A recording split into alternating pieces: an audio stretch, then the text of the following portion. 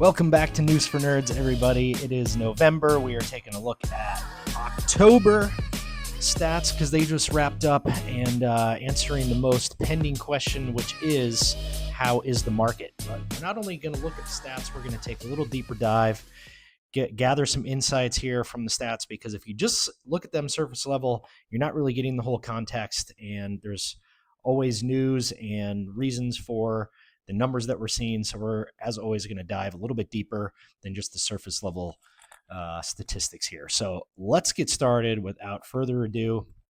Let's take a look at downtown Jersey City first. Here we go. Prime example of a huge attention-grabbing headline, but doesn't really belong anywhere without any context. So 25% increase in days on market.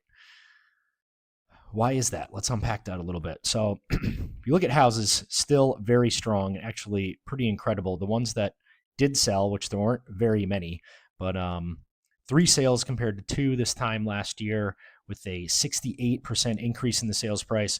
But that's not the big news. Let's jump down to the condo co-op / townhome section. But as we all know, this is mostly condos. Let's be real. But the number of contracts and the number of new listings are both increased. And of course, that days on market had a pretty huge jump too. But why is that? So as you may very well know, in downtown Jersey City, they've been slowly increasing the taxes quite a bit over the past, what has it been, 6 years or so? I believe they're currently at 2.33% as a multiplier. And you can pretty much just tag that straight on to your closing cost if you have a new development property.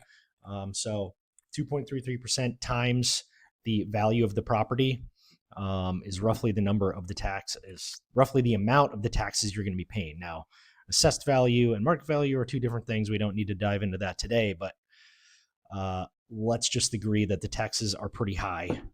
So one of the reasons we're seeing what you would think would be probably bad news if you just took the surface level in downtown Jersey City, with increased days on market, lower average sold price, and fewer number of sales, it's really because sellers are actually pricing their homes smarter.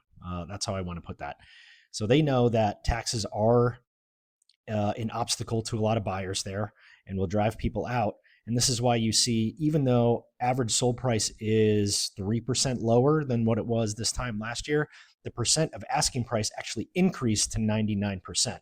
So sellers are basically factoring in the higher taxes, pricing appropriately, and the list to sales price is reflecting that.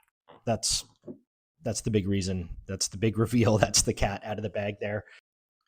All right, we have 2 more Jersey City neighborhoods. Let's take a look at the Heights next. So 42% decrease in sales compared to October last year. Now, why is that? So one of the big reasons, and I kind of talked about this or glanced over it a little bit in a couple of past episodes, is it's taking a lot longer to sell condos in the Heights, especially new developments where you have 2 units or perhaps 3 units, and one of those units is number 1, because one of the big changes that they had recently over the past year when you're a developer in Jersey City Heights is, several changes. They took away parking, at least new parking spots. So you can't curb cut, you can't create parking for those popular, what we call Bayonne boxes up there, which are those 2-family houses where they knock down a property, do 2 duplexes with parking on the bottom.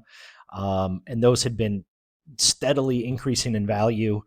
And what they did is they took away the ability to create parking in those situations. But what they thought was going to be a better solution, or kind of a give back from that, is you can have a 3rd apartment or property on that same lot size. So instead of 2 that it's approved for, you can get 3, but that 3rd one is an ADU. And in real estate acronym terms, that means attached dwelling unit. And basically what that is, actually it's a non-attached dwelling unit is what it is. Basically, you're putting a 3rd apartment that kind of looks like a pool house in the backyard, or what would have been Unit 1's backyard. So the way it used to be is Unit 1 had a private backyard, and a duplex, and unit 2 on the top was also a duplex with a private roof. So either one you got, you had a parking space and you had private outdoor space. Well, now instead of a yard in unit 1, you have a neighbor looking right into your apartment. So that has made it a lot more difficult to sell those number one unit properties in those new developments. And just a lot of the changes with what's going on there and the uncertainty has led to a decrease in sales up there in Heights. So that's a long explanation for that stat, but that is one of the big reasons why.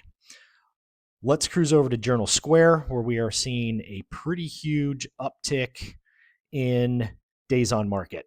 173.3% increase compared to this time last year. So that's pretty much all in the condo market. Single family properties are still holding their value and selling pretty quickly down there, even though there aren't that many that's happening too, but they still do happen. They're holding their value. So we're not going to look at that. It's the condo market over there, which has been and still is highly speculative. And I might be biased, but it's primarily a rental market. There's a lot of people coming from other areas or going to school there and renting for a while. And the rents have been steadily increasing quite a bit over the past 10 years or more. And as an investment owner in that area, I like that. And I'm always promoting that as a good investment area, especially if you're new or your budget isn't super big. You can get a decently priced entry-level condo and rent that out and quite possibly even cash flow. So, but it is still pretty speculative. You can still buy a very affordable condo out there because there's a lot of older pre-war era buildings that are affordable, but there's also very nice high-rise luxury buildings going up there. But most of those are new rental. I'm not even going to say condos, rental apartments. Not many of them are going to be for sale or are for sale as condos, but bringing a lot of people to that market or to that area as new residents that are renting. All right, guys, Bayonne. If you haven't heard me, you're not paying attention. Bayonne is looking awesome. Still is looking awesome. Single family house volume up 20%. Look at these sale prices, and condo volume up 47%. Look at those prices. I mean, people are coming here.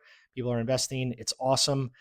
Paramount is setting up a studio to record new series and movies down there. I mean, Bayonne is happening, people. It took a while, but it is happening.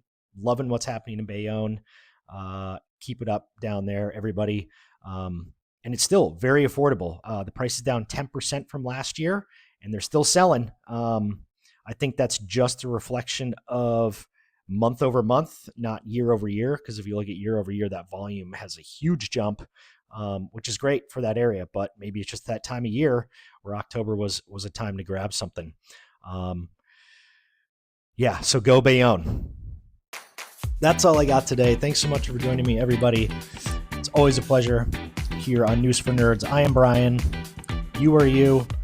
Send me all your questions, and look forward to seeing you here on the next one.